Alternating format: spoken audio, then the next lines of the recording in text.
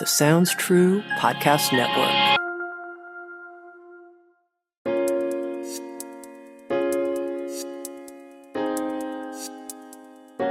I always say resentment is your codependency being activated.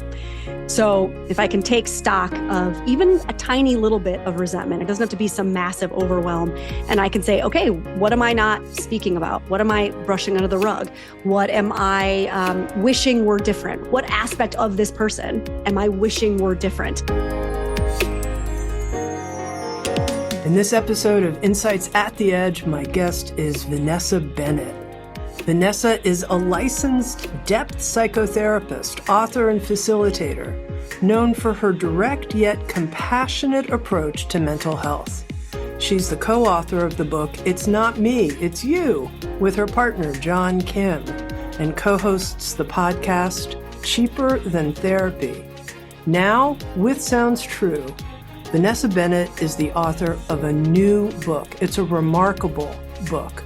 A book that I can highly recommend.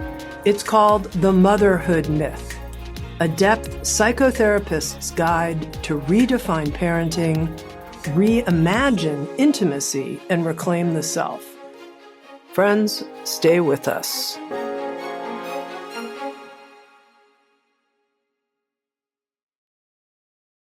Vanessa, welcome. Thank you so much, Tami. I'm so excited to be here.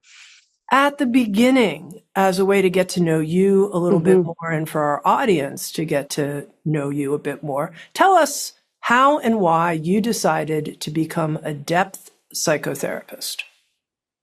You know, I don't know how to answer that question. I feel like it kind of chose me a little bit. I was in advertising for many years and was just kind of feeling this pull to change, to give back, to be of service. And I was following what I like to call breadcrumbs, which is how I talk to my clients about it, which I didn't know what I wanted to do. So I just started following that sense of aliveness. And it kind of led me down the path of a few trainings and a few workshops and yoga therapy and teacher training and all of these. And then my therapist at the time came in and said, hey, I think you should look at this school in California. I think it would really resonate with you. And it was the school that I, in fact, ended up going to. At the time, I was looking for something that was more soul-based, that was more spiritual psychology-based, that kind of encompassed more than just the medical model that I was seeing out there. And I lived in New York at the time. And that was pretty much all I could find was the very left brain medical model, neck up kind of way of looking at psychology. So I made the decision to leave and go across the country because it felt like California was the only place I could really get this kind of education. And for people who are not sure they know what it means to be a depth psychotherapist versus other kinds of approaches to mental health, can you encapsulate that for people? Yeah. So depth psychology is the umbrella term that's used to kind of describe Jungian psychology, analytical psychology, and archetypal psychology. So it's really based in Jung's work. And all I can say is that on my licensing exam, when I became a licensed marriage and family therapist, there was one question out of a couple hundred that had to do with depth. And it literally just said, what does depth psychology mean or is known as? And the answer was the psychology of the soul. Now, I said The Motherhood Myth is a remarkable book. And right here at the beginning, I want to commend you on something that you did throughout the book that I find very rare. And I want to start our conversation by talking about it, which is you combine a social critique, how we've inherited expectations and norms from the culture around mothering, around being in partnership, about being wives in those roles. You combine a critique of that and what's expected of us, and then all the ways we feel we're falling short, with a second thread, which is, oh, person reading this book, you can actually take responsibility to make changes in your life. And it's up to you. It's up to you to own your life experience and advocate for yourself. And I want to know, bringing these two together in a relatively seamless way, or so it appears in the book, how this has worked for you personally to do that. Yeah, I guess I don't even think too much about that being something that is, unique to my voice or something I had to even really think about when I was writing. I think it's the way that I take in information. And so because I know that that has worked for me in the past and I've seen it work with clients, I thought, well, we must not be the only ones. And I guess what I mean by that is two things. One, depth psychology really has trained me that you cannot separate the collective from the individual. So when you're working with the individual, you have to be looking at the collective, right? The systems that we're living in, the ancestral lineages, right? All of these different kind of working components. So there's that. But also, I need to know how we got here in order to know how to move forward. And that's not to say that I'm a victim to the circumstance. It's to say it's important information so that we actually can depersonalize the way that we're showing up. And then we can actually take responsibility for it. I find with clients, it's that tricky personalization that we so often do as human beings that our ego loves to do, make it all about us. That actually is one of the culprits for the defensiveness, for the inability to take responsibility. And so when you're able to kind of take that away and say, hey, look, this system has set you up to fail, right? So it's not a personal failure of yours. There's something in that feels really empowering for people to then say, oh, okay, got it. Now I can stand up and I can own what I have done, but now I can stand up and try to change it, if that makes sense. In the Motherhood Myth, you have three sections of the book. You talk about the myths of motherhood, myths around sex, and then also myths around relationships.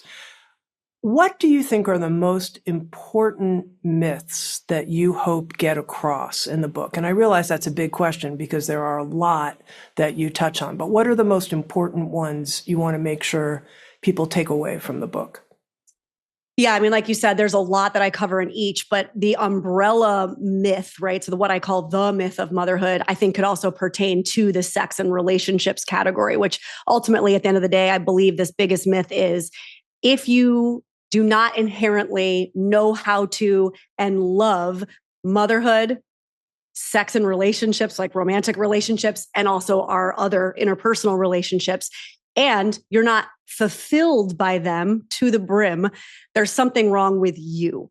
Right. And I think that myth is the one that I see carrying through all of the categories. And then you can get into the more specific myths that are just related to motherhood, like martyrdom is mothering, and that we have to prove ourselves worthy of being a good mother. Right. Some of the, I want to say smaller myths, but I guess the ones that ladder up, or like, for example, sex, right? Some of the myths we have, especially for women in this culture, around not owning our sexuality. And if we do, that makes us, insert whatever derogatory term here, all of the slut shaming. And let's say, for example, it's our job to always be in service of the other person as a woman, right? And how that shows up in our sex lives. So each section has multiple myths, but again, it kind of ladders up to what I see as the biggest one, which is if you're not doing it well, and you're not loving it while you're doing it, there's something wrong with you.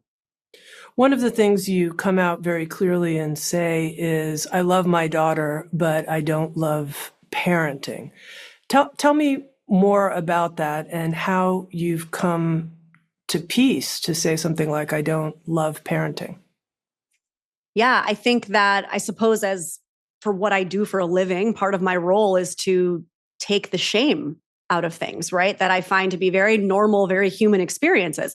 I hear people saying these things all the time in the closed doors of the therapy room, but nobody really wants to say it out loud because they're terrified of being ostracized, right?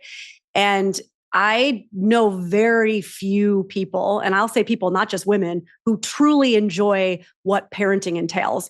And we're talking about, the constant slog of driving kids around and the keeping the doctor's appointments in check and the making food every night for the rest of your life, having to figure that out. And, the sleepless nights. And so parenting and the actual relationship with my child, I find to be very different. And I have, number one, I suppose, been able to say that the way that I say it because I feel like I'm kind of carrying a torch for other people to let them know there's no shame in admitting something like that. But I think there's something really important about us saying these things because we need to be whole individuals.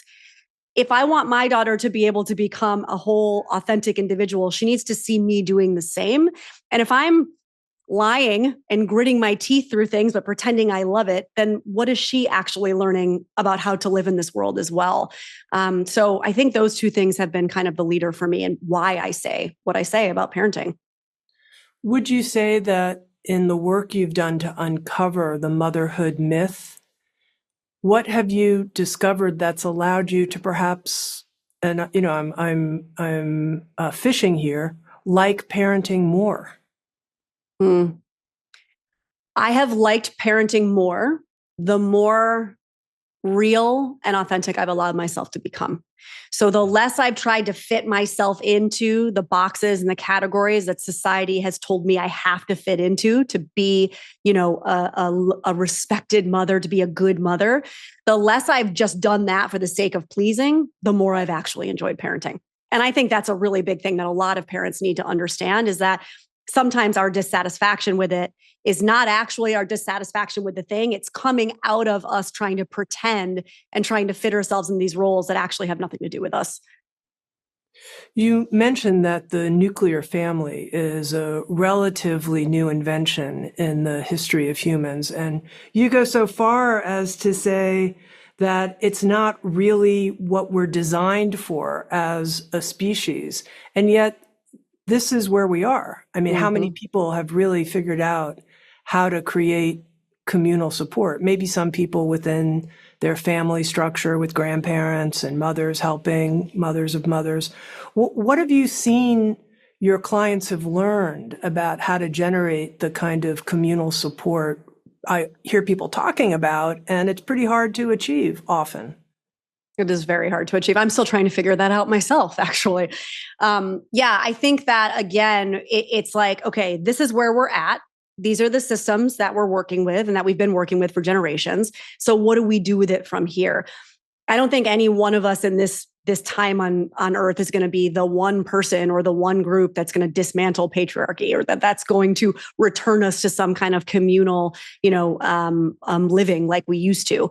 But I do think that what we can do is take small kind of incremental steps. And so again, number one, going back to shame, we need to look at the way that we've been taught to not ask for help and not question the systems as they are, in order to keep us in these kind of shame spirals. So number one, it's actually acknowledging, admitting out loud, I'm struggling. This isn't working for me. I need help, right? And whether that's to your partner, whether that's to your family, whether that's to your friends, it's the acknowledgement of that. I actually had started doing this work before, we had spoke before we started recording. I lost my community in the fires in January. And one of the things that we had really started establishing, there was a few families on my street that all had kids, was exactly that. It was this no questions asked, no shame allowed. Hey, I'm really struggling. I need some support. Is anybody available? Right. And it was just this reciprocal. One person might not be, but another person is. And so that person would jump in with the understanding that when it was their turn to be struggling, one of us would jump in. And so it's little things like that, is it going to change the system overnight? No, but we all have to get better at understanding that you have to speak up. You have to look outside of yourself and say, I need support. How can we work this out amongst us? As I read through the motherhood myth, there were a couple of different moments, and I'm going to bring them both out in our conversation, that they were wake-up moments for me. I don't know how else to put it. I was like, wow, I've never really thought about that in that way. This is remarkable for me, especially as someone who's, been at this for 40 years. When I find something that's just absolutely fresh, I kind of fall off my chair a little bit. And this is one of them, which is towards the beginning of the book. You write about your psychology grad school thesis. And the title of it, and I was like, do I even understand what this means? The archetype of initiation, a physical manifestation through psychically co-created trauma. And now we're gonna make this understandable for everybody. You were writing about it in the motherhood myth in relationship to your own very difficult birthing experience, and how that was an initiation for you, and how often for new moms there is no initiation, and this was quite a traumatic initiation for you. So I wonder if you can put all these pieces together, your thesis around psychically co-created trauma and initiation. Sure. Yeah. So what I discovered when I was doing research in my grad school program was, as a society, especially Western society, we have really lost touch with the numinous. We've lost touch with that spiritual essence. Jung would say that we, all human beings, have a religious function of the psyche.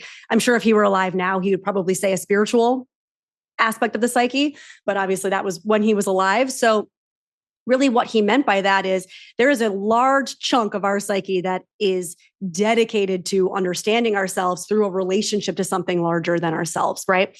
And in the West, we've so disconnected from that. It doesn't mean it stops. It just means that we have kind of pushed it away, right? So what I started understanding was initiations, rituals, right?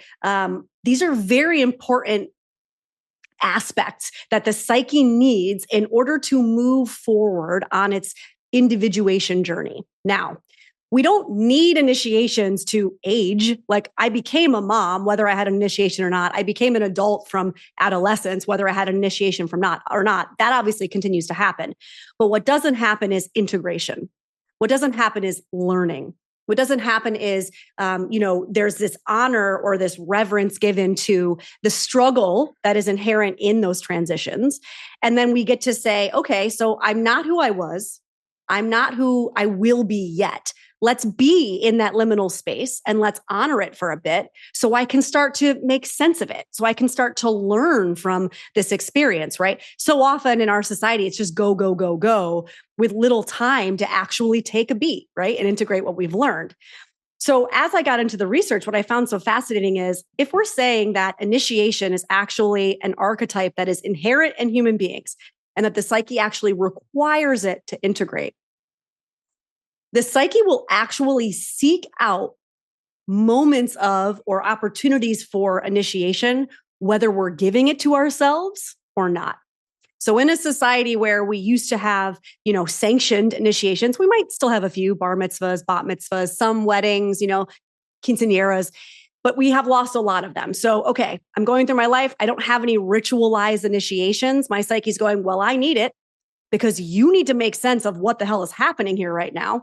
And so since you're not giving it to me, I'm going to seek out some form of chaos or some form of traumatic experience in order to essentially kind of push you off that ledge and force you into that moment of reckoning, force you into that moment of, oh my God, I have to be with myself in this moment and do that integration work, right?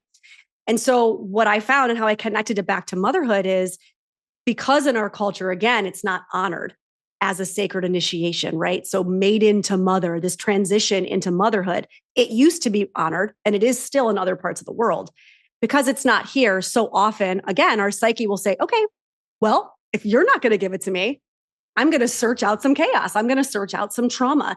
And in a lot of my clients that have come in, traumatic birth experiences, it's a through line that I feel like so many of us share, and yet none of us know how to talk about it. And so that's, I guess, I don't know if that explains it, but that's really why I brought that thesis understanding into this work. Well, I want to ask a couple more questions. Please. Because this phrase, psychically co-created trauma, and I hope you won't take any offense here. I'm not meaning to be offensive. I'm trying to understand more and apply it in my own life. Do you believe that the traumatic birth that you went through, which was, you can tell us more about it, but it was not the birth you had blissfully envisioned, how smoothly it was supposed to go? That's not what actually happened. Do you believe that was quote unquote psychically co-created, and that if you had had some other kind of conscious initiation rituals in the months leading up to your birth experience, that might not have needed to happen? So what I believe is that the psyche potentially would not have held onto it as such a traumatic incident had the transition itself been more honored and ritualized as it used to be, or as I said, like it does in some other countries. So had I not been alone in a sterile environment with, a team of doctors just kind of looking at their watches and being like, all right, let's get this thing moving, right? Had I been given kind of the reverence, like this is the transition that I'm happening. If my psyche had felt like that honoring was really there, I don't know that it would have actually stopped the trauma itself from happening. But what I don't know would have happened is it would have actually imprinted itself in my psyche as trauma. So just because we go through a traumatic experience doesn't mean it imprints itself, right, as trauma. I mean, you and I can have the exact same experience. One goes home with PTSD, one doesn't, right? So it doesn't, it's not a catch-all. Yes, it has to be. So I have actually, and through my research, I showed there were other experiences in my life where I do actually believe that my psyche actually sought out a traumatic experience in order to wake me up. So really short story, quick example. I moved to LA. I had not really grieved the life that I had left behind when I left my life in New York. I just kind of ripped the Band-Aid off, packed some suitcases, left a relationship, moved to New York, hit the ground running, right? My new life. I'm so excited, not looking at the past. Boom. A week after I land in LA, I slip at a friend's house, getting out of a hot tub. I come down on my jaw, break my jaw in 3 places. I'm wired shut for 10 weeks. Horribly traumatic incident. If I was slowing down and I was actually honoring this liminal space that I was in, would that have happened? I don't believe it would have. And I believe there's many other examples of how, again, it doesn't have to be something massively traumatic. It can be chaos, but our psyche is actually beneath the surface seeking this chaos out in order to make us sit down, shut up, and pay attention, essentially. In terms of honoring the initiatory passage that, as you said, from maiden to mother, entering motherhood, what is required for women to do that consciously? Yeah, I don't know that there's a checklist. I think it really just requires us to hold the person and the space again with reverence. So honor that it is a transition. So it looks different by culture, right? Every culture's initiations kind of have their own flavor. And so that's why I don't say it needs to be something specific. I think the point is that I, the person going through the transition, feel that I am seen, that I am respected, that I am being witnessed in that transition, that I have the safe space to essentially become undone. So I have the safe space to really break down and be held in that liminality, in that like, oh my God, I'm terrified. I'm not this person, but I'm not yet that person, right? And so the actual ritual itself can look different so long as my psyche feels as though it's been witnessed and been allowed to break down in a safe way. Now, you mentioned, Vanessa, that you lost your home in the Southern California fires. You were in Altadena, you shared with me, just this year. And that's an event that I think many people would find both initiatory and traumatic. Yes. And I'm wondering, with the research that you've done and knowing what you know, how have you applied that to that situation to lessen the, if I can say, PTSD effects, both for you and your daughter and your family? Yeah, I mean, I think that it's come up in a few different ways. So whether that's just within our small family unit, which is to say, anytime somebody has a memory or an emotion that comes up, we all 3 of us, we have a very small family, we sit together and we honor and validate that experience and we take a beat, right? So we all share in that experience and share in the moment or the opportunity to witness each other in that. We don't try to skip over it, but then also doing it in community. So a few times actually before I left, I was kind of the one that really called together the multiple families that were impacted, that were in my close circle. And we had different moments of I guess a ritual, if you will. So one of the best ones I can describe is a friend of mine who's a photographer wanted to take photos of all of the families on their lots. And so we knew we were moving. And so the 3 or 4 families that were all really close on my street, I had them all get together with their kids. None of us had been back to the street together since it happened. And we gave the kids sidewalk chalk and they were in the road like they used to always be. And we took our photos and I cracked open a bottle of wine in paper cups, and all the adults stood around, and we cheersed, and we honored the fact that, we used to do this. This was something we did. We stood in the street, we drank wine while the kids played. There was this community. And this was kind of our last time doing that in this way, right? And so we stood together and we cheersed and we cried over this wine, and we spoke about what was and what would be. And even in that, right, there's a moment we all stop. Nobody's on their phones. Everyone's making eye contact. Everyone's being witnessed, and everyone is witnessing. That for me was a really big moment of again, like a ritualized almost initiation.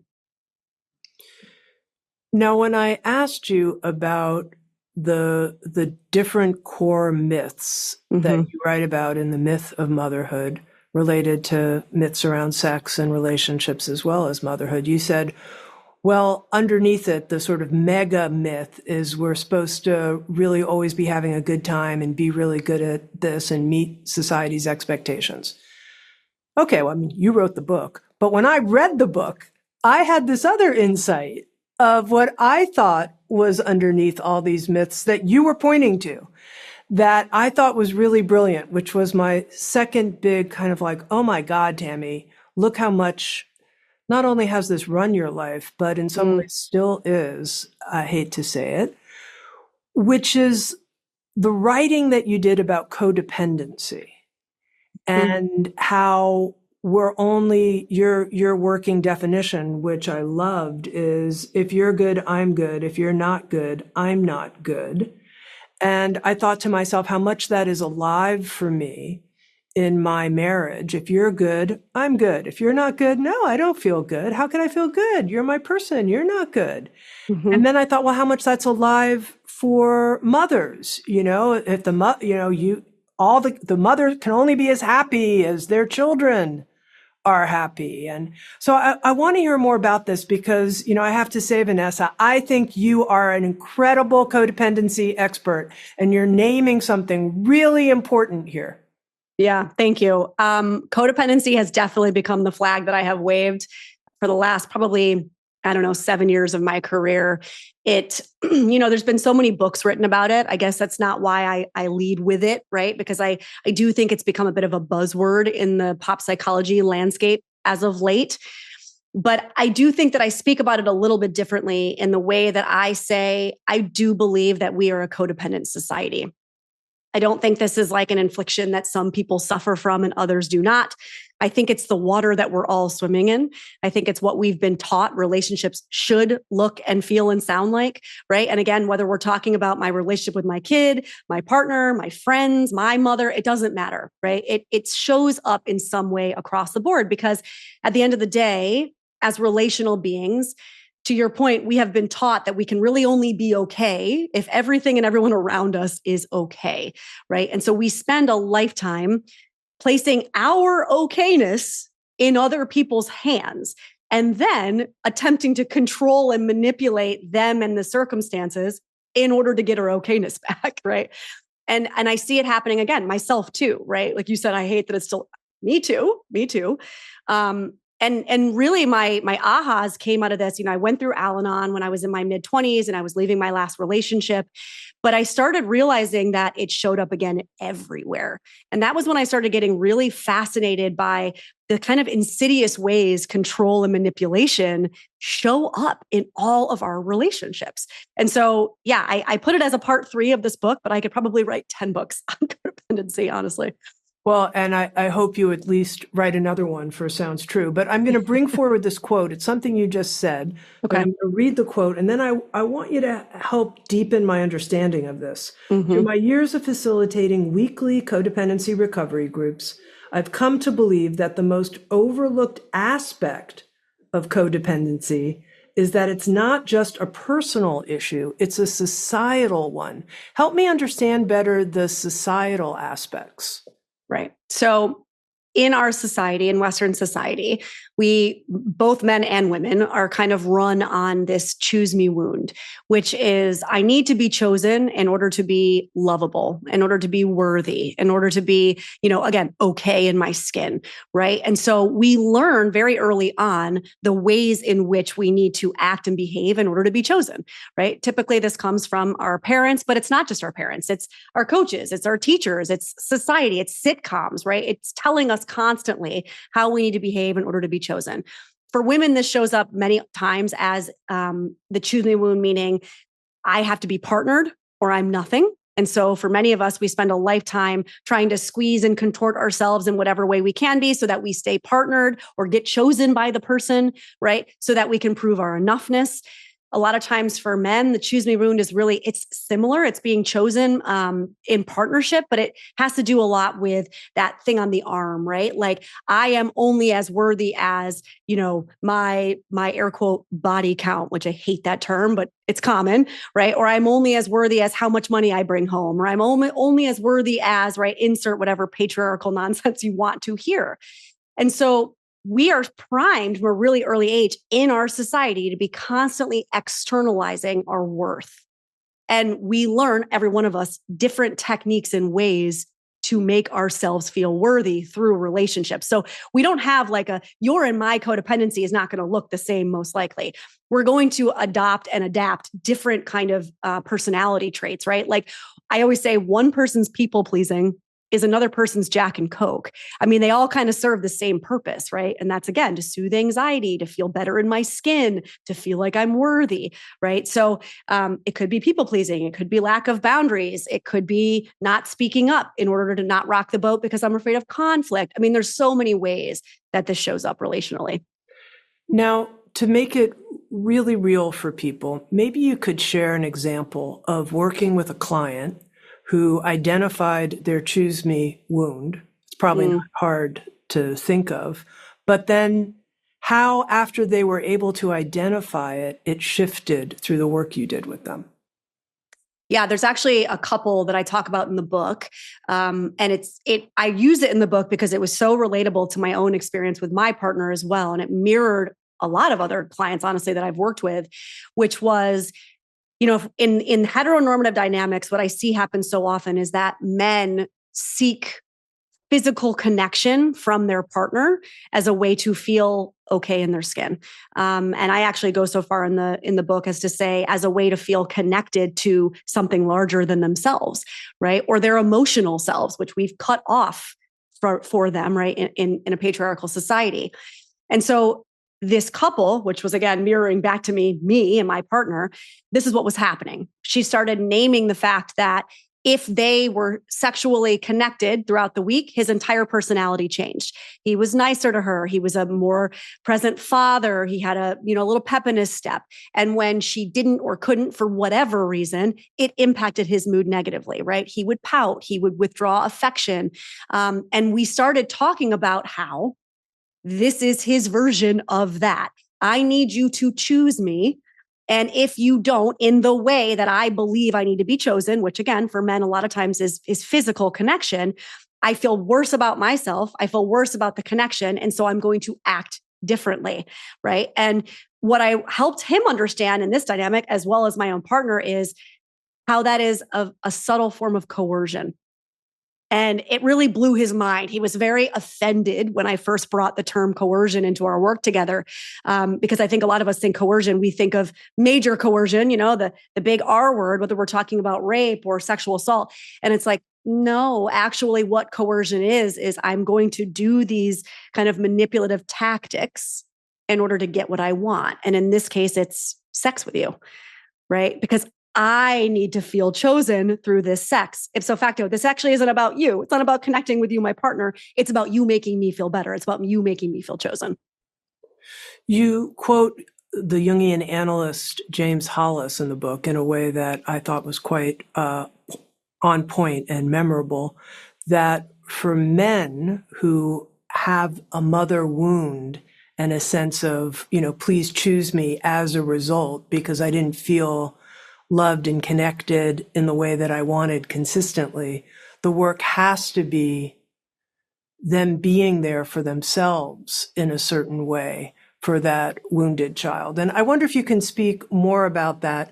You write beautifully both about the mother wound and the father wound and how we heal this wound that's results in please choose me in one way or another related to either the mother wound or the father wound. I know these are big open questions. Take them. We'll see where we go. Yeah. We'll see where I could go with it. So yeah, the idea of, well, I would say men having to actually, in essence, heal this mother wound, but I mean, I would say the same for women as well, is that, again, when you come up in a society that teaches you that you have to look external to make yourself feel better, I struggle a lot with some of the more modern attachment work, for example, that I feel continues to kind of perpetuate this idea that you're going to become securely attached through your relationships with other people. And a lot of emphasis is usually put on the romantic partner. I've never seen that actually happen. I've never seen somebody become secure through their relationship with somebody else. I've only ever seen that happen through their relationship to themselves and with themselves.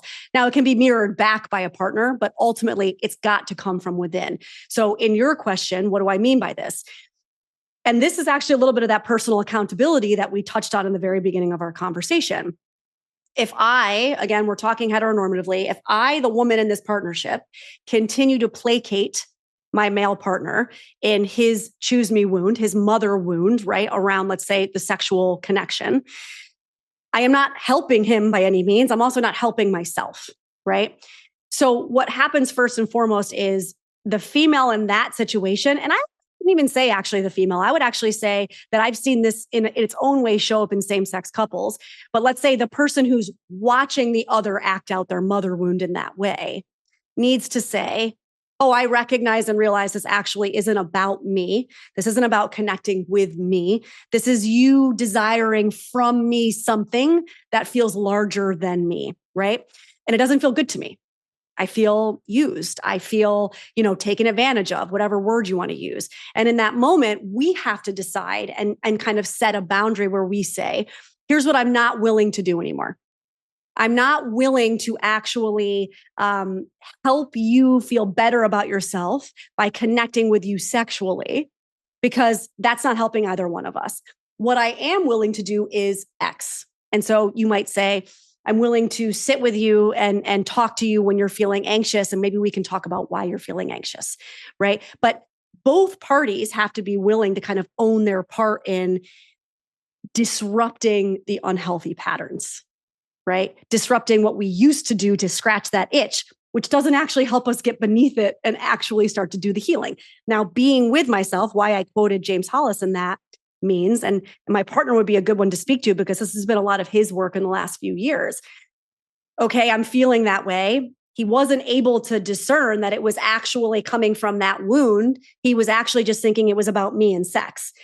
Once he was able to get there, he started backing his way into the kind of somatic responses that were coming up in him when he was feeling not worthy, when he was feeling a little low about himself, when he was feeling maybe not inspired creatively or in work, and how that led him to then seek out connection with me, right? So backing into, oh, wait, stimulus response, let's pause there and sit with myself in those feelings of discomfort and those feelings of anxiety. Do some journaling, do some breathing, do some somatic movement, right? And know that it's not her responsibility to kind of fix it or soothe it for me. I've got to start myself. And then again, I can bring her in as a support system if she's willing to sit with me and discuss it, but I have to be the one to start it. So I know it was kind of long-winded, but hopefully we got there. Well, and also just to name a myth about sex in heteronormative relationships, if you're not willing to keep your man happy or something like that, you're going to lose him. That's what right. would you say to that in terms of its nature of just making women self-abandon, and how to not do that but maintain the glue and health of the relationship? Ooh, I mean, you just said the words, right? It's self-abandonment 101. And women are taught very early on that it's their role to keep everybody happy, right? And then it translates into our relationships with our children after it's present in our relationship with our partners. And so again, this coming back to being with myself, for me, if I'm striving to kind of heal that specific wound, what I need to do, again, back my way into, right? Stimulus response. I'm sensing something is off with him, right? So simultaneously, let's go back to the example of me and my partner. He's feeling, let's say, a little down about himself. He's not feeling creatively inspired right now. That's shifting his mood internally. Well, I've been primed for a lifetime to be able to notice and feel into him being a little off, right? Because that's what we tell women to do. We tell women to focus externally and pay attention to everybody around them. So great, we work great together. He's feeling a little down. I'm noticing he's feeling a little down. And I know deep down that it's my job to make sure that he's happy and content in the relationship. Also, it's driven by a bit of a fear, right? If it's about me, he might leave me. And so I jump into action. What do I need to do to keep him happy? Well, I know as a woman, one thing that will keep him happy, I can connect with him sexually because I know that will make him feel connected. It'll make him feel grounded. It'll make him feel better with me and with his life, right? So I do that before there's ever even a moment for either person to slow down and question what the feelings are. So on my end, what's my responsibility? Well, I notice his discomfort. Let's say I notice him being a little weird. I might acknowledge it verbally. I might not. I might sit with it and just say, let me see where this goes. Let me see how this plays out, right? And then I might say to him, hey, do you want to have a conversation tonight? Like, let's talk today. Let's connect. I'd like to hear what you're going through, right? What I don't want to do is this. We're not going to have sex tonight. I don't think that that's going to be helpful, but I'd love to have a deep conversation with you. How does that feel? Right? So both parties are noticing, again, that stimulus moment before they act. And we've got to slow down and be in that before we jump to the action. Now, both you and your husband, John, are very transparent, forthcoming in the book. You share some really personal stories that, first of all, thank you for doing that. It made you really real. And to your point earlier, it made the struggles we all go through normalized. This one I'm going to bring up because it was a laugh out loud moment for me, which is you share how John shared with you, I pleasured myself this morning and I just thought I'd let you know as a way of like, I took care of myself. And you said, what do you want me to do? Give you a cookie? And I just thought that was so funny. And I guess I also wanted to hear more about it in terms of, do you think when there is a sexual desire disparity, you just keep it to yourself? Is that the point you were trying to make? Or what exactly was the point you were trying to make when you said, should I give you a cookie? I think I also said, should I give you an effing cookie? But I don't remember exactly. But we were in the midst of it. We were really deep in dismantling a lot of these very codependent tendencies. And I was really deep into my work around being very clear that I did not want my daughter to watch her mother self-abandon anymore because I'd done it for a lifetime and I wasn't going to teach her how to do it. And so there was a lot of rage that I was experiencing as he was kind of stumbling through his attempt to own his part, right? And this was coming out of a back and forth that we had been having around him saying, okay, so what? Every time I want to have sex, that's my mother wound. And me saying, no, but I want you to go inward and say, like, why? Why do I want to connect? I want to know that it's about me and that it's not just about, again, you like scratching an itch, right? And so there was this time frame where it felt like every time he thought he had done a good job in this work that we were doing, he was coming to me as if I was his mother, hoping to get a pat on the head, hoping to get acknowledgement, hoping to get recognition. And what I had said to him multiple times leading up to this kind of outburst I had was, you're doing this for you. You're not doing this for me. So when you come to me to get acknowledgement or to get a pat on the head, it kind of dismisses the point, right? The point my point is you keep coming to me and asking me to see you in that way. And what you're doing is you're placing me in this maternal role. You're placing me in this role of you're coming to me and saying, am I doing a good job, mom? And then I have to say yes or no, which, by the way, is not doing you any favors in the sexual department because it's not super attractive, right? When I have to feel like your mom. And so my pushback to him in this moment was coming out of him doing this multiple times and saying, see, I'm doing the work. I'm doing the work. I'm doing the work, which felt very, again, it's about me. It's not about him. And so I was trying to prove a point in that moment. I don't care. I don't care. Do your work. You don't need to bring me in on it every single damn time. But just to ask a question about this, because, when we start through our own inner exploration, becoming aware of whatever the deep core wounds are, often that happened even pre-verbally in our lives with our parents.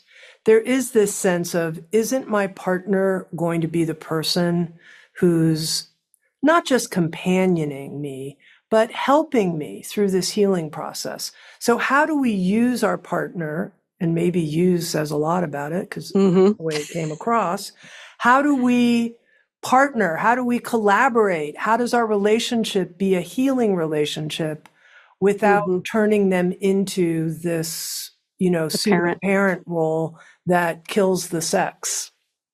Yeah, I think, again, it has to start with us inquiring within, like, what is the purpose of me sharing this information, right? So if John had been really honest with himself in that example about why he was sharing it with me, it was actually to get me to kind of pat him on the head and say, good job, right? So he was looking for some kind of external validation from me, which was kind of the crux of the fight to begin with, was the constant need for this external validation. So, okay, we didn't have sex, but you're still seeking that from me in this other way, which is through the verbal validation, right? And so it's not that we can't give our partner credit where credit's due, and we can't bring our partners along for the ride on this inner journey, which I always tell people, please do that. But we really need to get real and clear with ourselves about what we're seeking from them when we're asking them to give us that validation, right? Am I seeking validation because I'm not able to actually source it from within? Am I seeking validation, I would say sometimes in this example, as a way to, whether we're not talking conscious here, but in my experience, as a way to say, oh, good job. You didn't come to me for that. Now let's have sex. As like this interesting backdoor way of kind of getting what I want, even though that's not what I'm saying. I don't know if that makes sense. But again, it comes down to, what is the end game here? What am I actually desiring? Am I desiring my partner and I to stand shoulder to shoulder and kind of tackle this like self-improvement journey that I'm on? Or am I seeking external validation from somebody to say, I'm doing it right? Because that actually has to come from within. That can't come from anybody else other than a parent, really. So if I'm looking for somebody outside of me to say, good job, you're doing it right, in some essence, I am actually parentifying that person. Right. I think I'll be more just straight ahead with what I'm asking, because what I'm asking is there a role for our partner to actually be the healing agent with us? No, it's not coming from inside. I want it to come from you. We're healing together. That's the nature of this relationship. We're both bringing our wounds to, or are you saying, no, I don't, that's not what I want to validate because it doesn't work for people? So I guess the line here is, again, so much of this work that I have found in the codependency realm, which is, I can't heal unless you tell me that I'm doing a good job. I can't heal unless, right? It's very dependent on somebody outside of myself. We could take this out of romantic relationships and talk about the number of people that will come to me and they're perpetually stuck because they cannot move forward unless their parent apologizes to them for something they did 40 years ago. To me, it feels like the same thing. I am stuck in my healing because I'm not getting that external validation that I'm doing a good job. So long as that is reliant on somebody else, anybody else telling me and mirroring it back to me, we're going to stay stuck. It is a beautiful, wonderful, nice to have when our partner or our friends or our family or whoever is able to witness us, is able to reflect that back to us, but it shouldn't be a requirement for us to move forward. Now, if you say, okay, but I'm very clear that I want my partner to validate me when I'm doing this work, that's your decision to make. But you don't get to make that person the bad guy for not either wanting to, having the capacity to, having the desire to do that for you. That's your desire within a relationship. So I would say, well, then maybe we need to find somebody who's better suited to reflect back to you and give you that constant validation. Because for whatever reason, you've sought someone out that they don't want to do that. That makes them uncomfortable. They're not in that state, right? So I don't know if that helps break it down, but it's like this need that we have, right? That can't really be fulfilled by somebody else. Yeah. Now you say that you're known as the cold water in your face therapist. Who came up with that as a description of you? A few of my group members in my long-standing codependency recovery group. And it was after a couple times where I made a comment about something and was like, it's kind of manipulative, right? And they were all like, oh God, I don't want to think about myself as manipulative, but yes, that's what it is. Why do you have to throw that water in my face like that? And me saying like, well, because it's kind of helpful to just be called out for what it is, right? And then you write, the hardest pill to swallow for everyone I work with is this. While the wound is not our fault, the healing of the wound is our responsibility. Yeah, and it's hard. And further, and this is one that I circled, own your 100% in every dynamic and situation. Your resentment is entirely yours to own. Because I thought of a couple of things that I feel resentful about and how that's not getting me anywhere. It's mine to own. So I wonder, once again, maybe you could give an example of working with a mother who had resentment and the process of owning her resentment and how that unfolded. Yeah, I mean, I could give a million examples of my personal life, but the client example that comes to mind that's in the book is a woman who I worked with who had kids that were a little bit older. I don't remember exactly the age. It's in there, maybe 6 and 8 or something. And she felt constantly resentful of her husband for not doing enough, right? Air quotes. So she felt like she was parenting, alone. She felt like she couldn't leave them with him. She felt like he, wouldn't do the things and do it in the way that she wanted him to. She couldn't trust him to kind of be the parent she wanted him to be. She was constantly carrying around this resentment for feeling like she was doing it alone. And so when we started breaking down this concept of resentment is yours to own, what happens when we do that is we start realizing that we tend to be our own biggest enemies in this way. So I'm going to resent my partner, for example, for not parenting the way that I think they need to parent, right? Then I don't let myself, let's say in this example, she was desiring to pick up I think she was doing it was like some styling work that she was doing. And there was a styling gig that required her to be gone for 2 days. She had never left her children overnight with their father. And they were like 8 or something at this time. And she kept saying to me, well, I can't because he's this, he's that, he's not reliable. He won't feed them the way that I feed them. She wasn't concerned about their physical safety. She was really concerned about these things that I'm saying, them not eating correctly, them not brushing their teeth on time, all of these things. And so what I started saying is, so you are, in essence, we're trying to control. There's fear there. I understand it. And so because we're trying to control because of our fear, we're making it his fault that we can't pursue our dreams. We're making it his fault that we're exhausted and burnt out and overwhelmed at the end of the day, right? There was never any work on her part up to that point around looking at the way that she was controlling and looking at the way that she was actually creating these feelings internally and then stewing on them without giving anybody an opportunity to actually step up and do that work, right? So that's just one example, but I always talk about resentment as like my favorite tool in codependency recovery. I think it holds so much information. Can you share, you said there's a lot I could say from my personal life about that resentment is mine to own. Give me an example from your personal life, Vanessa. Yeah, I mean, I think resentment inventories have been very helpful in me acknowledging. I always say resentment is your codependency being activated. So if I can take stock of even a tiny little bit of resentment, it doesn't have to be some massive overwhelm. And I can say, okay, what am I not speaking about? What am I brushing under the rug? What am I wishing were different, right? Like what aspect of this person am I wishing were different? And so I'm not seeing them for who they are, right? And then I'm getting upset with them for not being who I wish they were. And so I think that comes up a lot in my relationship. My husband and I are very different people. He moves to the world in very different ways. And there are oftentimes, just like this client that I was talking about, where I feel this fear or this sense of I can't trust him to be the kind of person or the kind of partner that I wish he were. And then I'll harbor resentment for that. And so a lot of times what I will do is I will do that inventory, and then I will say, okay, there's something going on here. I need to either have a conversation with him about this. I need to say to him, hey, I want to do this thing, and I'm feeling like I can't trust you to be there for our daughter in this way. And that's why I'm not doing this thing. And so now I'm resentful about it. How can we figure this out, right? Bring him in on the journey.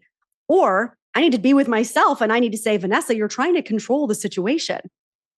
At the end of the day, his relationship with his daughter is his relationship. You cannot control his relationship with her. So what if she doesn't brush her teeth today?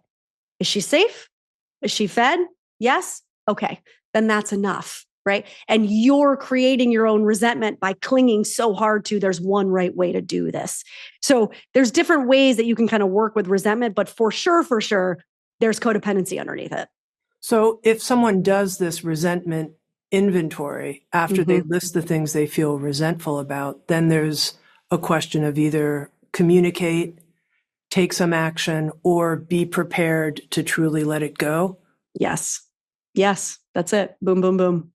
Okay, one other very practical tool that you offered in the Motherhood Myth, and you said that people in their 20s and 30s have heard a lot more about this than someone like me in their 60s. I had never heard about it, but I started using it after I read it in the book, and it's already had terrific results, is this notion of using consent language. And so just this morning, I was getting ready to do something I normally do, which is I'm in the same room with Julie, and I'm just going to start spilling what's going on for me and just kind of just being verbal about my process because I love her input. And I thought to myself, why don't I ask her consent? Do you want to hear me talk right now? And I thought, wow, that's interesting. Do you want to hear me talk right now? Because I was just going to start, blah, blah, blah, blah, blah. And I thought, God, she may be in her own thoughts. She may not want to service my thoughts. And she had a moment, she was just like, did you just ask me? And I said, yeah, I just asked you that. And she's like, yeah, sure. I'd love to hear what's going on for you. And I was like, oh, great. And I said, what did you think about that? I'm using this consent tool. And she's like, please use it a lot. Oh, interesting. I love that you just gave that example because it is like the emotional consent too, right? When we think of consent, I do think a lot of us think just physical, but it is emotional consent, right? It is like, you're right. She might have been in her own head about something, and you kind of barging in would have made her feel in that moment a little bit of like a tightness, right? Or a little bit of like I got to do this for her. And if we're looking for reciprocity, that's not it, right? That's okay, I have to do this for my partner. I feel like I'm obliged to do this for my partner, obligated rather to do this for my partner. I cried the first time that I was given these tools to work with by an intimacy coach. And I had never realized, to your point, it's like something that we don't have the language for. My daughter, who's just now 5, I mean, it's in preschool, right? They're learning these words. Please don't touch my body right now. Please, that's too close to me. I'd like some space, right? Like, it's fascinating to hear these kids talking nowadays. I wish we had more of that, but it's new language for us. So, when John, similar to you, John is somebody who will come in and just kind of verbally put it out there. And it can be very overwhelming for me, especially with a little kid. I'm in the middle of doing something with her. I'm trying to get her ready. She's talking to me. And then he comes in and then he's talking to me. And it's like my nervous system short circuits. And I would really like the opportunity to say in that moment, can you just give me 5 minutes? I don't have the capacity right now, but I do want to hear you, because you're going to get a lot better response from me if you give me 5 minutes than if you do it right now. Because if you do it right now, I'm going to be like, I don't have time, right? Can you summarize how to use the consent tool for people who are hearing about this for the first time? Yeah. So what the consent tool really looks like is anytime that I am looking for somebody to, again, verbally, emotionally, physically, I don't want to say connect with me, but I guess give me input, I need to ask first. right? So some of the examples I gave in the book were not even just me and John, they were me and my daughter. And so, John might come up behind me. And to your point, the usual would be come up behind me in the kitchen, wrap his arms around me immediately when he sees me. Sure, that sounds romantic and sweet, but if I'm not in a state to receive that, it's going to be, excuse me, a bit of that tightening in me, right? He's going to feel that. So consent might look like him coming up behind me and saying, hey, are you available for me to wrap my arms around you right now? Would that feel good? And allowing me to take a beat to check in with myself and actually ask, is that something I'm available for right now? And again, I think for women especially, because we have not really ever been given the opportunity to say no. So much of our lives are around saying yes to everyone around us, that for a lot of women, when they start doing this, they're like, do I actually want that? Because that was my question. And there were some times when I felt no. And then I said, I actually feel bad saying no. And then I had a whole other land to work with, right? Or it might look like, again, with my daughter, I'll give you a quick example. My daughter is, she's 5. She likes to climb on you. She gets on the couch. She goes behind my neck. She likes to pull on me. I don't like it. It doesn't feel good in my body. Dad's the one that, you get to do that with. I'm not the wrestler. And so I've started practicing with her. Hey, baby, I love you. Can you come sit next to me on the couch? Mommy doesn't like her body to be pulled on like that. Right? So that's teaching her that she should also be asking before she climbs on somebody and does something like that. So there's all these ways in our day-to-day relationship, whether physical or you gave the example of kind of emotional, that we can be kind of checking in with people to see where they're at, to give them an opportunity to check in with themselves.